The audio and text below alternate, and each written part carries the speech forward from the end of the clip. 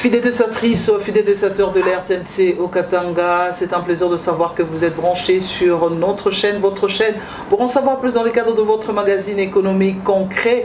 Je suis sûr que vous êtes en train de vous poser la question, mais ça fait longtemps qu'on a vu, qu'on a suivi cette émission, mais je dois vous dire que déjà, il y avait trop de charges, on avait beaucoup de choses à faire, mais on est de cœur avec vous, nous sommes là pour vous servir. Mais aussi à vous, fidèles followers, c'est un plaisir de savoir que vous êtes branchés sur notre chaîne YouTube Mag Concret pour suivre votre magazine économique concret.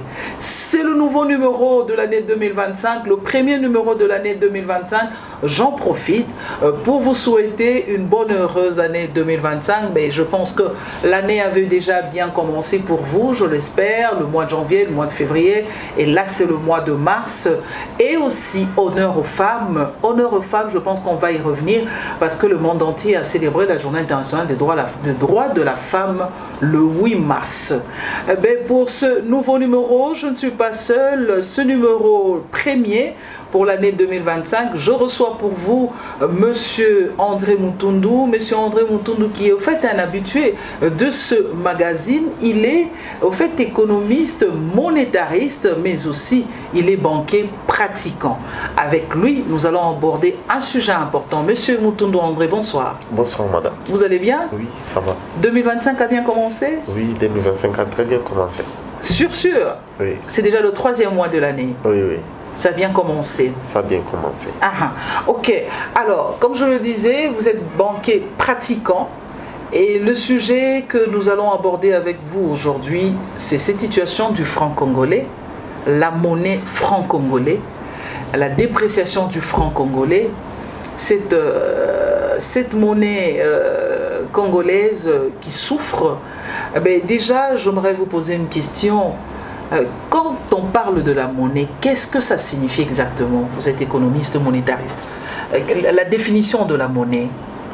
Ok. Merci beaucoup, madame. C'est moi qui vous remercie d'abord pour la confiance.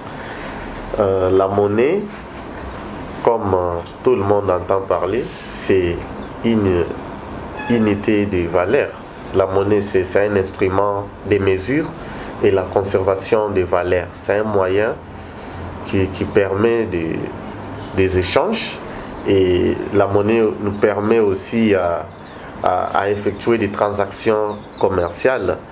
La monnaie a plusieurs définitions où chacun définit de sa manière. C'est comme l'économiste Billion qui qualifie la monnaie comme le sang.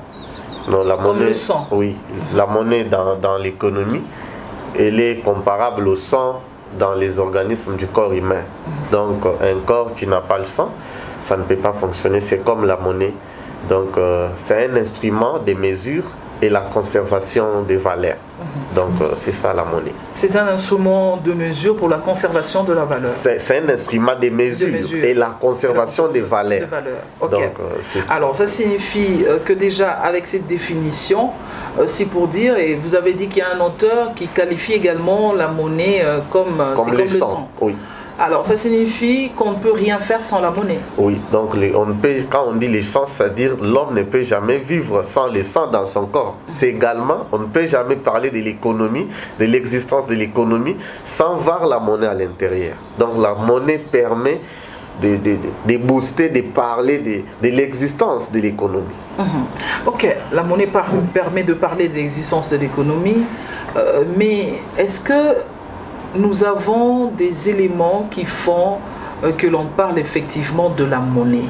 Est-ce que l'on peut parler de la valeur de la monnaie? Qu'est-ce que ça signifie exactement? Bon, la valeur de la monnaie est mesurée par rapport à des choses. Il y a d'abord la valeur interne.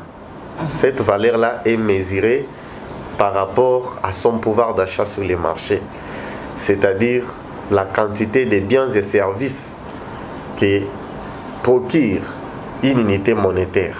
C'est-à-dire, il y a d'abord les économistes de l'école de Cambridge qui ont parlé de ça. On parle de la notion d'encaisse réelle. Il y a aussi des notions d'encaisse nominale. Dans les encaisses nominales, nous voyons la monnaie avec sa valeur faciale. On va c'est 20 000 francs. Maintenant, comment comprendre sa valeur sa valeur peut être mesurée par rapport à la quantité de biens et services que cette unité monétaire-là nous donne sur les marchés. Ça nous permet de comparer, de calculer son pouvoir d'achat sur les marchés. Mais quand vous parlez de la valeur faciale, ça signifie quoi exactement? De la valeur faciale, nous voyons ce qui est écrit sur la monnaie. Mais du point de vue général, quand on veut parler de la valeur, de ce qui fait la valeur d'une monnaie, de ce qui fait de la force d'une monnaie, c'est d'abord de l'interaction qui existe entre les divers facteurs locaux et internationaux. Par exemple, on parle de la demande et l'offre sur les marchés de change. Nous voyons les taux d'intérêt de la Banque centrale. Nous voyons aussi les niveaux de l'inflation et de la croissance économique nationale, sans oublier la balance commerciale d'un pays. Ce sont des éléments qui nous permettent d'évaluer, de mesurer la valeur d'une monnaie. Quand il y a la demande très élevée, ça permet à la monnaie là de prendre une valeur. Quand la balance commerciale est positive, ça permet à la monnaie de prendre sa valeur. Donc, ce sont des éléments-là qui nous aident à mesurer, à évaluer la valeur d'une monnaie. À mesurer, à évaluer la valeur d'une monnaie. Au fait, M. Moutoundou, merci beaucoup parce que vous nous avez éclairé en ce qui concerne la valeur de la monnaie, que vous avez dit que la monnaie avait deux valeurs, je pense. De valeur et que vous avez explicité en ce qui concerne la valeur faciale, et vous nous avez donné, lorsqu'on parle de la valeur faciale, ça signifie, c'est quand on prend par exemple ce billet de 20 000 francs, et comment vous expliquez? J'aimerais vraiment insister là-dessus. Oui, on parle de la valeur faciale, c'est ce qui est mentionné sur les billets, par exemple 20 000. Il est là, c'est un billet de 20 000. Et autrement appelé, c'est une valeur nominale. Nominale, ok. Oui. Alors, il y a ce qu'on parle maintenant de la valeur réelle de la monnaie. Quand on parle de la valeur réelle de la monnaie, c'est-à-dire on prend la quantité. En économie, on fait une démonstration, c'est-à-dire on prend la valeur de la monnaie sur les prix des biens sur les marchés. Ok. Par exemple, on dit les micros coûtent 5 000 francs. Oui. On prend maintenant cette valeur de la monnaie divisée par les 5 000 francs des micros.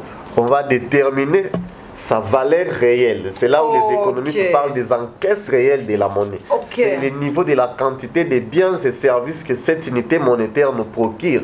Là, on quitte l'idée nominale, on revient sur l'idée réelle. Réelle, ok. Donc, valeur faciale, idée nominale, et puis nous allons sur la valeur réelle. Oui. Ok. Actuellement, en RDC, fidèles téléspectatrices, fidèles téléspectateurs, je rappelle que nous sommes en train de parler de la monnaie, nous parlons de la dépréciation du franc congolais, mais vu sur l'angle de la monnaie, effectivement. Actuellement, en RDC, M. Moutoundou, le billet qui a la valeur nominale assez élevé, c'est 20 000 francs. Donc, comme on dit, c'est la grosse coupure que nous avons actuellement, suivi de 10 000 francs. Et puis ensuite, nous avons 5 000 francs, nous avons 1 000 francs congolais et puis 500 francs congolais. C'est qui, au fait, les billets que l'on voit en circulation. Est-ce que vous pensez que la RDC a encore besoin, à ce jour, de faire tourner la planche à billets pour qu'on ait d'autres billets? Parce qu'au fait, pourquoi je pose cette question? Quand vous allez aujourd'hui dans les différents distributeurs, puisque vous êtes banquier pratiquant, nous vivons à un système où quand vous arrivez à un distributeur, vous le savez, plusieurs fonctionnaires sont payés en francs congolais. Quand vous y allez, vous trouvez dans un distributeur, vous avez besoin de retirer l'argent, on vous dit qu'il n'y a pas d'argent dans le distributeur. Surtout pas des francs congolais. On vous parle des dollars. Comment vous pouvez expliquer ce phénomène-là en tant que monétariste? Est-ce que c'est fait expressement ou il faudrait qu'il y ait une planche à billets qui doit encore tourner? Non. Ça, c'est une politique monétaire. Hein. Vous savez, quand on constate que la monnaie perd souvent sa valeur, il y a les éléments que la Banque centrale joue. la Banque centrale joue d'abord sur la quantité de la masse monétaire en circulation. Quand on parle de la masse monétaire en circulation, on voit la quantité de la monnaie qui circule sur le système économique. Et quand nous constatons que la monnaie perd à tout moment sa valeur, et on doit faire en sorte qu'on récupère une partie de la monnaie. Les phénomènes que vous parlez, je ne pense pas que c'est un phénomène qui est répétitif, c'est un phénomène qui se fait périodiquement. Il y a à un certain moment, vous allez constater que les francs congolais circulent à une grande quantité. À un moment donné, vous constatez que les francs congolais ne se laissent pas vraiment voir. Ça, il y a une disparition, oui, en fait. C'est une politique qui consiste à maintenir, à lutter d'abord contre l'inflation, contre la dépréciation, parce que à un moment donné, quand les agences économiques détiennent trop de la liquidité, ça change leur comportement. Si aujourd'hui vous avez 50 000 et demain vous avez 100 000, vous allez voir que le comportement sera changé. La demande sera tellement élevée. À un moment donné, lorsque la production des biens demandés sur les marchés ne correspond pas au niveau de la demande, vous allez voir, toutes choses restant égales par ailleurs, le prix de ces biens-là doit augmenter. Et la monnaie doit perdre sa valeur. Raison pour laquelle, à un moment donné, on cherche à réduire une partie de la quantité de la monnaie en circulation. C'est pour promouvoir la politique d'appréciation ou de la stabilité de la monnaie sur les marchés. Donc ça fait partie des mécanismes de la lutte pour la stabilisation de la monnaie. À ce jour, si on vous pose la question, est-ce que le franc congolais se comporte bien sur le marché? Est-ce que nous pouvons être fiers de parler de notre monnaie, le franc congolais, vu la situation actuelle du pays? Nous avons constaté il y a 3 mois où on observe une stabilité qui n'est pas certaine.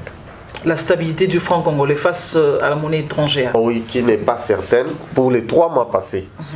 Mais si on prend l'historique en termes de 5 ans, la monnaie congolaise n'a pas une stabilité, a toujours un comportement dégradant. Donc c'est la dépréciation à tout moment. On constate que ça déprécie sa valeur à tout moment sur les marchés. Donc dire que non, la monnaie congolaise se comporte bien sur les marchés, je ne pense pas que c'est une bonne hypothèse. Mais on peut dire que si on fait l'étude des 3 derniers mois, ou des 2 derniers mois, on constate que le taux est encore à 2800, on constate une stabilité. Par rapport à ce taux-là? Oui. Donc, il y a une stabilité par rapport à cette période, mais parler d'une étude de 5 ans, comme les scientifiques préconisent à faire une étude à partir de 5 ans pour nous permettre d'avoir une bonne taille d'échantillon et nous permettre à faire une bonne analyse et conclure, la monnaie congolaise n'a pas un bon comportement par rapport à dollar qui est la monnaie de référence. La monnaie congolaise, disons, le franc congolais n'a pas un bon comportement par rapport au dollar, par rapport à la monnaie étrangère. Que faut-il faire face à cette situation? Je pense que ce n'est pas un miracle, mais c'est juste la mise en œuvre de certaines politiques qui vont nous aider à maintenir la stabilité de la monnaie. En passant, je vous ai parlé de la gestion, que la Banque centrale veille sur la liquidité que les systèmes bancaires injectent sur les marchés, sur les systèmes économiques. Donc la Banque centrale doit veiller sur la quantité de la monnaie injectée sur les marchés, doit veiller sur la masse monétaire en circulation. Deuxième des choses, nous devons développer la politique de la diversification économique. Quand on développe cette politique de la diversification économique, ça va permettre en sorte qu'on ait qu'est-ce que je peux dire, qu'on ait une stabilité sur les cadres macroéconomiques. Et quand il y a la stabilité sur les cadres macroéconomiques, vous allez voir que ça sera justifié par plusieurs indicateurs économiques. Il y aura la croissance de l'économie nationale, il y aura un ralentissement des formations des prix sur les marchés. On parle de l'inflation, il n'y aura pas vraiment de l'inflation. Et il y aura un bon comportement de la balance commerciale. On parle de la balance commerciale, là nous faisons recours à l'équilibre, l'extérieur. C'est-à-dire, quand on parle de la macroéconomie, nous prenons les 4 principaux indicateurs qui nous aident à évaluer la santé d'une économie. Et lorsqu'il y a la diversification de l'économie, vous allez voir qu'il y aura un équilibre extérieur où la balance commerciale de la RDC aura un comportement positif. Lorsque la balance commerciale a un comportement positif, ça signifie que nous exportons beaucoup, on revient avec les recettes d'exportation, on revient avec les dollars qui vont aider la Banque centrale à renforcer ses réserves de change. Et la Banque centrale aura maintenant une bonne possibilité d'intervenir sur les marchés de change en injectant aussi la liquidité dollar. Donc ça signifie que le tout repose sur la politique qui doit être mise en place régulièrement par la Banque centrale. La Banque centrale, dans la gestion de la masse monétaire. La gestion de la masse monétaire, il y a aussi la diversification de l'économie nationale par les gouvernements. Parce que quand il y a diversification de l'économie nationale, il y a plusieurs résultats. Il y aura la croissance de l'économie nationale. Il y aura un ralentissement des formations des prix sur les marchés. C'est-à-dire, il n'y aura pas de l'inflation, il n'y aura pas une accélération de l'inflation. Quand on diversifie l'économie, on sous-entend parler de l'augmentation de la production sur les marchés. Or, quand on augmente la production sur les marchés, d'abord, on doit répondre à la consommation locale. Quand on répond à la consommation locale, ça va barrer la route ou ça va créer des effets négatifs sur l'inflation. On ne va pas sur l'importation. On ne va pas beaucoup importer. Ça va réduire les taux d'importation et ça va encourager l'augmentation des taux d'exportation. L'économie, pour mesurer sa bonne santé, nous devons comparer d'abord ces 2 indicateurs, l'importation et l'exportation. Lorsque l'importation devient inférieure à l'exportation, l'économie va bien. Mais lorsque l'exportation devient inférieure à l'importation, l'économie va mal. Ça signifie que nous prenons ce que nous avons comme liquidité au pays pour aller prendre ce que nous avons besoin de consommer à l'extérieur. On part avec l'argent, on revient avec les biens. Okay. Mais quand on diversifie l'économie, on va d'abord répondre à la consommation locale. Parce qu'on peut recourir à l'extérieur lorsqu'il y a un déficit interne. Lorsqu'on demande 10 pains, mais vous avez 7. Ça signifie que les 3, on ira chercher ça ailleurs. Pour aller chercher ailleurs, nous devons prendre ce que nous avons comme la monnaie de référence. La monnaie qui est acceptée sur les marchés internationaux, c'est les dollars. On doit prendre les pains des dollars que nous avons pour aller chercher les pains à l'extérieur. Et nous, on revient avec les pains. Mais lorsqu'il y a augmentation de la production à l'interne, on signifie qu'on va satisfaire notre demande interne et l'excédent de la production, on va aller vendre ça ailleurs. Quand on part vendre ailleurs, on revient avec les dollars au pays pour aider la Banque centrale à renforcer ses réserves de change et intervenir sur les marchés de change. Alors, conséquence, donc ça signifie... avec ça, on peut se dire la diversification des produits et des services, la Banque centrale doit s'impliquer sérieusement en ce qui concerne la masse monétaire. Mais est-ce que on ne peut pas aussi dire aujourd'hui si le franc congolais souffre effectivement, c'est parce que nous avons l'économie de la RDC est vraiment extravertie. Est-ce que ce n'est pas aussi une des raisons? Parce que cette situation du franc congolais, on y revient chaque année et on en parle chaque fois. Est-ce qu'il n'y a pas aussi ce phénomène-là? C'est de ça que je viens de parler. Oui. Alors, si vous avez expliqué l'importation et l'exportation, oui, d'où le phénomène d'avoir l'économie extravertie, ça nous amène à cette situation d'une dépréciation du franc congolais. Oui, donc le franc congolais n'est pas tellement trop demandé sur les marchés. Vous allez voir que si on met des courbes, permettez-moi, vous allez voir que la demande des dollars est très élevée que les francs congolais. Okay.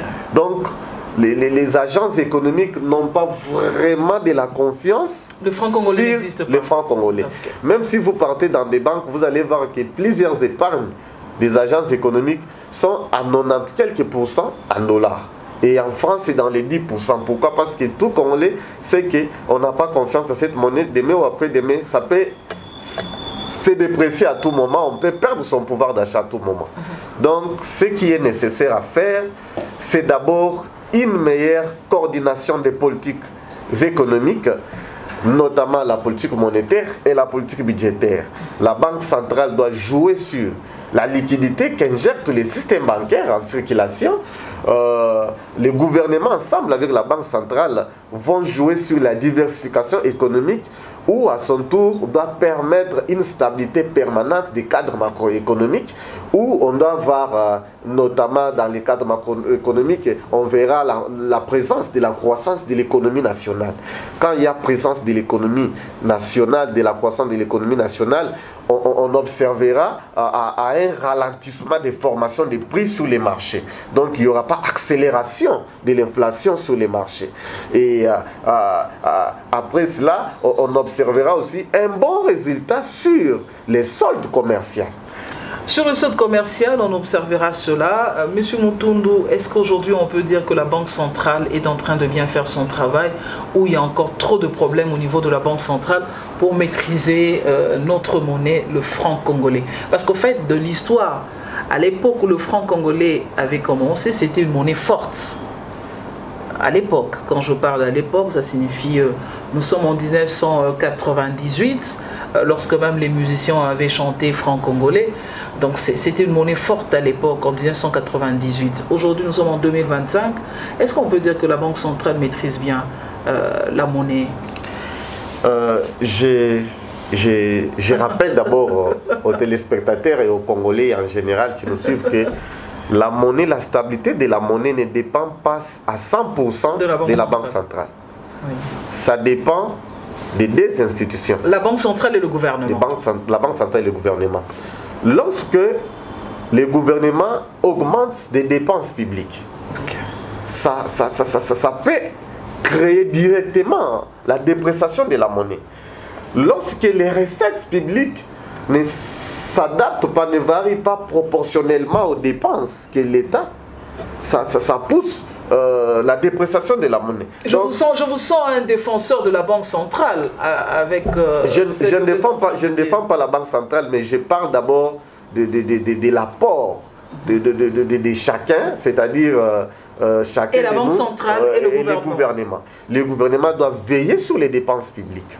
Quand il y a augmentation des dépenses publiques, et surtout si on constate qu'il y a un comportement déficitaire sur les budgets, on recourt à la Banque centrale.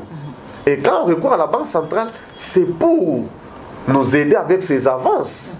Quand on parle des avances de la Banque centrale, nous voyons planche à billets, nous voyons les seigneuriages monétaires. Donc c'est un comportement qui décourage, qui ne permet pas la stabilisation de la monnaie. La Banque centrale, à son tour aussi, a ses instruments à utiliser. Donc ça signifie, dans cette situation de la dépréciation du franc congolais, si l'on doit condamner... il y a la part du gouvernement, il y a aussi la part de la Banque centrale. À ce jour, les deux sont condamnables.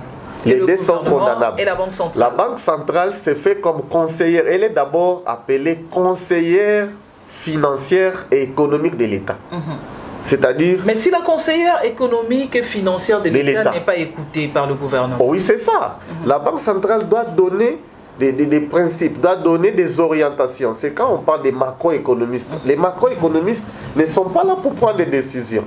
Ils sont là pour orienter aux décideurs, les autorités politiques, à suivre une démarche quelconque pour aboutir à un bon résultat. Si la démarche n'est pas bien suivie, donc...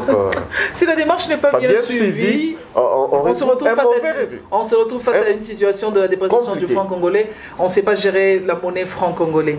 Est-ce qu'on peut se permettre aujourd'hui, d'après vous, en tant que banquier pratiquant, en tant que économiste monétariste, est-ce qu'on peut se permettre aujourd'hui de dire que le franc congolais n'est plus une monnaie qui doit être utilisée? Est-ce qu'on peut se permettre?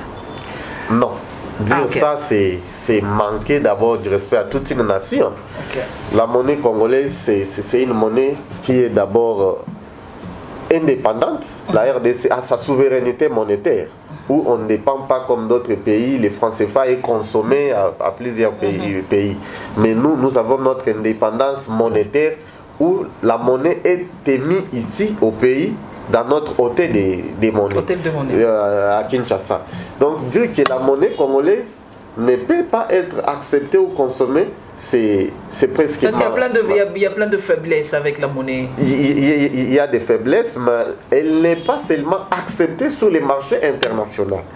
Parce qu'elle n'est pas une monnaie de référence. Elle n'a pas sa puissance. Mais ça peut s'imposer que ça devienne une monnaie de référence si l'économie congolaise se diversifie, si l'économie congolaise devient une économie puissante, où la production devient tellement élevée. Si vous vous rappelez bien, à un certain moment, la monnaie congolaise était plus forte que les dollars américains. Oui, c'est vrai. À un moment donné. Cela justifiait la production, les niveaux de la production de l'économie nationale.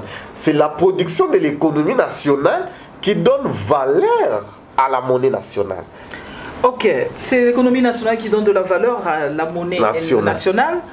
Nous sommes en train d'évoluer petit à petit, fidèles téléspectatrices, fidèles téléspectateurs, fidèles followers. Je rappelle que nous sommes en train de recevoir M. André Mutundu. Avec lui, nous sommes en train de parler de la monnaie congolaise, le franc congolais, la dépréciation de cette monnaie.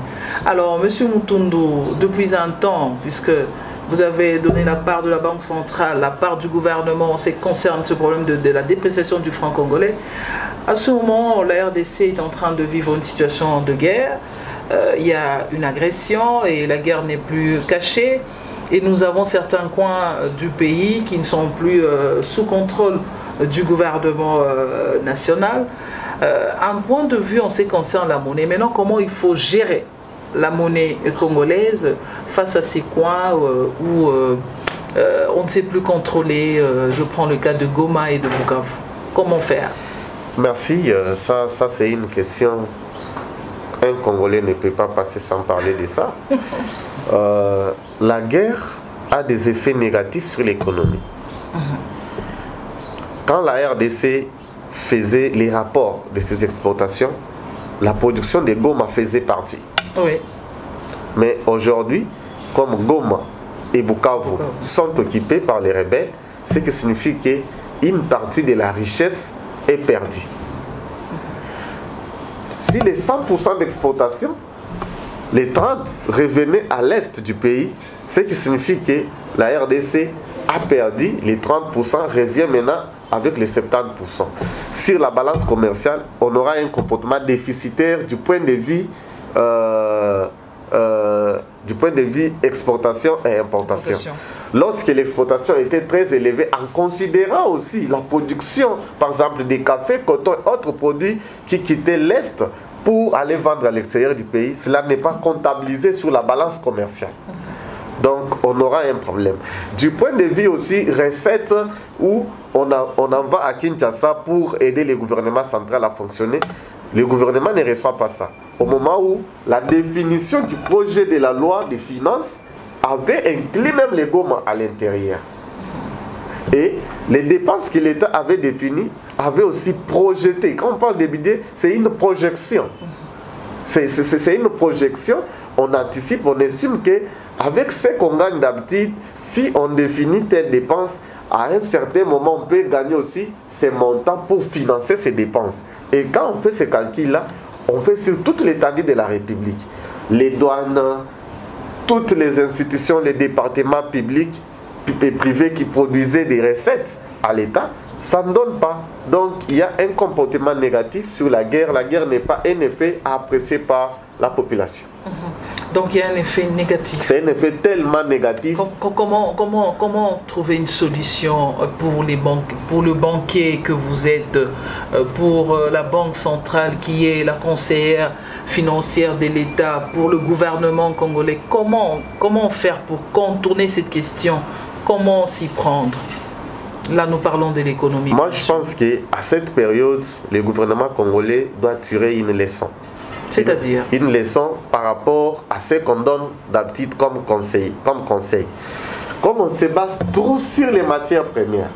Les matières premières, quand on parle, on prend aussi la partie Est, ça fait partie des parties qui produisent vraiment des matières premières. Maintenant, si on espérait à Goma et Bukavu qui nous produisaient par exemple 50% des matières premières de cobalt, aujourd'hui on n'aura pas ça. Alors, ce que moi je peux donner comme conseil, si je me mets à la place de la Banque centrale, je vais parler de la diversification de l'économie nationale sur les plans agriculture. On peut renforcer la production de produits agricoles et d'autres produits non agricoles. Donc, l'agriculture en général. On peut recourir à la production des bois, on peut recourir à la production de coton, de caoutchouc. Donc, on peut créer d'autres sources de richesses. La richesse se crée.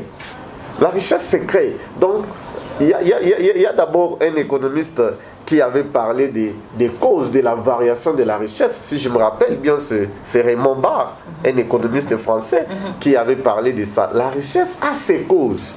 Si vous voulez avoir beaucoup de la richesse, vous devez créer les éléments qui vont stimuler la richesse à augmenter. Donc, à part les matières premières, le gouvernement congolais doit penser à un plan B en diversifiant en sorte que, même en cas de choc des matières premières, que la RDC ne trouve pas un ralentissement de l'économie nationale. Ok, merci beaucoup. Nous allons revenir tout de suite.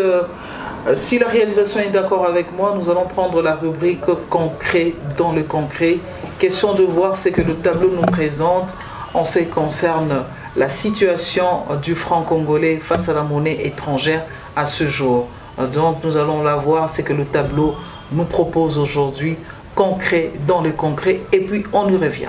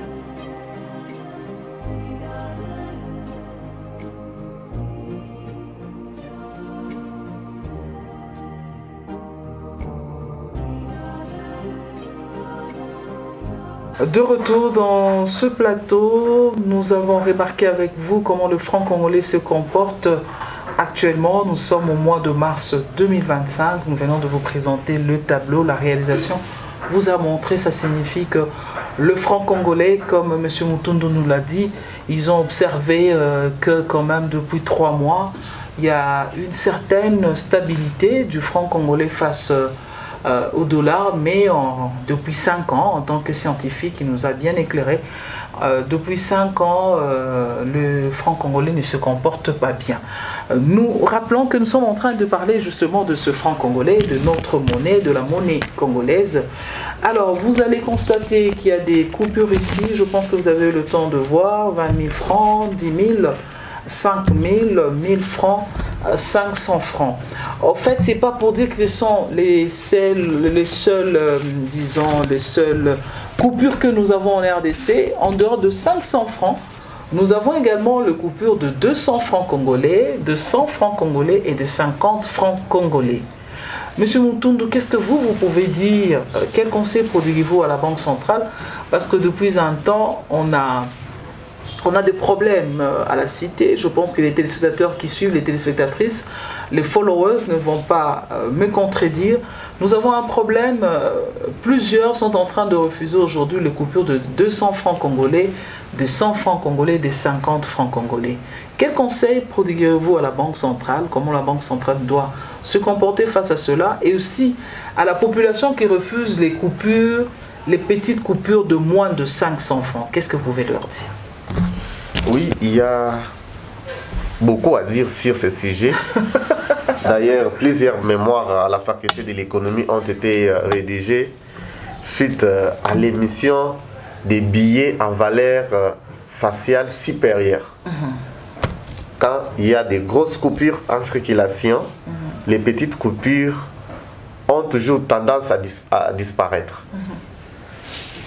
Quand on émet déjà des 20 000 francs sur l'économie de la quantité, en termes de la gestion de la liquidité, un agent économique qui a 100 000 aura besoin d'avoir ces 5 billets de 20 000 pour ne pas être un peu gêné de plusieurs quantités de petites coupures qui donnent que 100 000. Pour lui, il aura besoin de 5 billets. Au lieu d'avoir des 200 qui seront presque 50 billets. Alors, dans cette politique, il y a aussi la politique des prix sur les marchés. Lorsque les prix augmentent sur les marchés, aujourd'hui, si moi j'estime bien, les derniers prix sur les marchés, ça devient 500 même sur les transports. D'ailleurs, si nous risquons, on risque même de, si on ne tire pas attention, on risque même de perdre ces 500 francs en circulation. Ce qu'il ne faut pas souhaiter. Oui, parce qu'on doit d'abord se battre. Vous voyez que sa valeur réelle, son importance sur les marchés est en train de disparaître par rapport à la fixation des prix des biens et services sur les marchés. Et il n'a pas vraiment sa place. Quand on est dans une conférence de 10 chaises, mais vous êtes à 11, les 10 qui vont prendre place, c'est les 10 où on avait planifié pour eux d'avoir réellement des places. Lorsque vous partez sur les marchés, vous constatez qu'il n'y a pas un bien qui est fixé à 50 francs. Il n'y a pas un bien qui est fixé à 200 francs. Il y a pas non, 200 francs, il y en a encore. Pour nous, les ménagères, on trouve encore un peu d'oignons.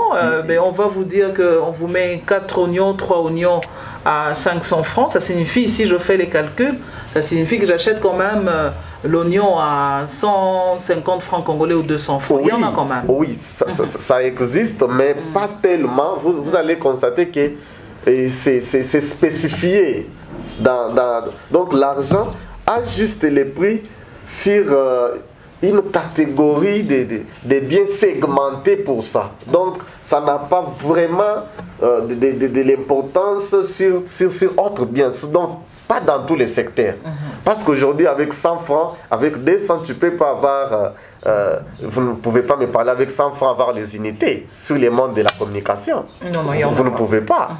Alors, c'est par rapport à ça que vous allez voir, la demande de la monnaie devient importante. La monnaie devient tellement sollicitée lorsqu'elle a son importance à résoudre les problèmes.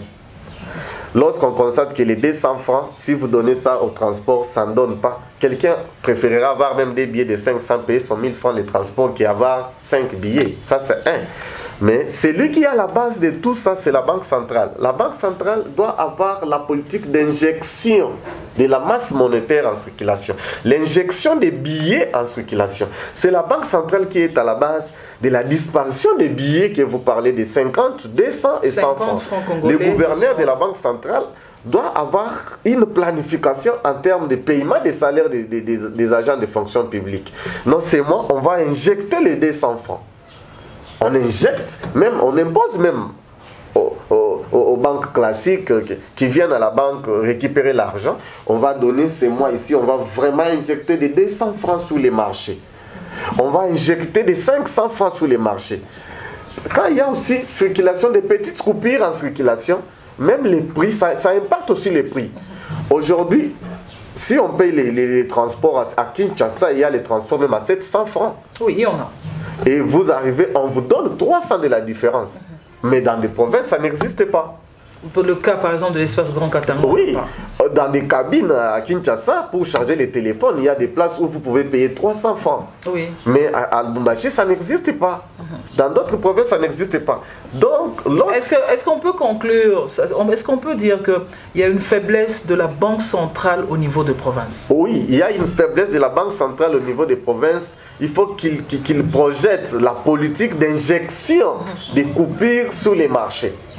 C'est moi, on va injecter des 100 francs, des 200 francs, des 50 francs. Lorsqu'il y a des petites coupures en circulation, ça impacte aussi sur les prix sur les marchés. Quand on constate que je mets les produits à 700 francs, à un moment donné, les gens réclament les 300 francs. Pour faire, vaut mieux mettre directement à 1000 francs pour ne pas avoir des problèmes de petites coupures en circulation. Mais comment aussi on peut amener le même système que l'on vit à Kinshasa, on paye 700 francs quelque part pour amener la batterie, pour déposer la batterie, à être chargée la batterie du téléphone, on paye 300 francs congolais, on peut également amener ça en province. Oui, mais s'il y a maintenant les billets des 200, des 100 francs, ça circule normalement. Donc la Banque centrale doit faire son travail. La Banque centrale va faire son travail parce que ça intervient indirectement sur la fixation des prix, ça influence sur les prix. Okay.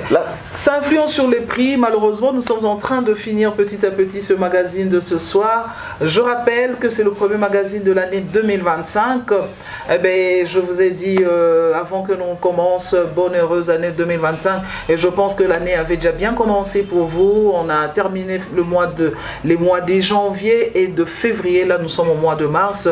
Monsieur Mutundu, nous sommes en train de chuter. Avant votre mot de la fin pour l'émission, qu'est-ce que vous pouvez dire aux femmes?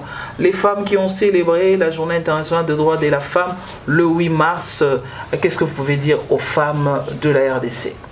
Je souhaite heureux mois de mars à toutes les femmes du monde en général et particulièrement de la RDC qui sont derrière nos FARDC et les Wazalendo qui sont au front pour défendre l'intégrité du territoire national.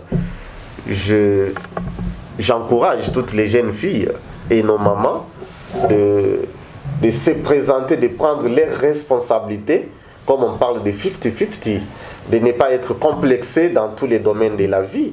Il faut que les femmes se donnent dans tous les mondes que la planète gère. Il faut que les femmes se retrouvent dans le monde scientifique, il faut que les filles étudient, il faut que les femmes se donnent dans le monde politique. Les femmes aujourd'hui sont devenues des personnes... Que les femmes entrent aussi, que les femmes acceptent aussi d'être recrutées dans l'armée. Oui, les femmes sont devenues des personnes qui trouvent des solutions. Moi, je trouve que les femmes ont droit à la participation de tous les pouvoirs, de toute la séparation des tâches dans la société, parce qu'il n'y a pas une tâche aujourd'hui où on peut dire que la femme n'existe pas, même du côté foot, du côté économie, partout la femme est là. J'appelle toutes les jeunes filles congolaises, j'appelle toutes les femmes congolaises de s'engager et à prendre leurs responsabilités. Les femmes, ça c'est le message de M. Mutundu, mais moi j'ai dit honneur à toutes les femmes, et je dois dire également aux femmes que la lutte continue, le combat continue. Quand je parle du combat, ce n'est pas le combat entre un homme et une femme.